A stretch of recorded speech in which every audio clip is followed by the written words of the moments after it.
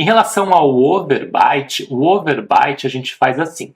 Eu faço uma marcação com o lápis na incisal dos dentes superiores, onde ele vai bater na parte vestibular dos dentes inferiores. Então, pede para o paciente morder e marca aqui embaixo.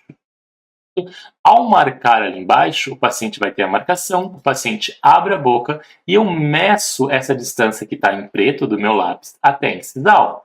Vejam lá, fechada a boca, abriu a boca, eu meço essa distância. E eu vou ter ali alguns milímetros de overjet, overbite.